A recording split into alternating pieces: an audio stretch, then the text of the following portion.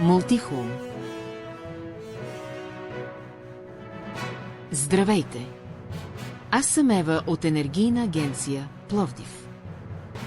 Малък навик, съществена разлика, изключвайте уредите напълно. Знаете ли, че много от електрическите уреди в дома ни продължават да консумират енергия, дори когато не работят?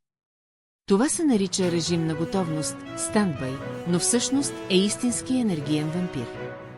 Телевизорът, чиято малка червена лампичка свети. Зареждащото устройство, което стои в контакта. Електрическата печка с часовник на дисплея.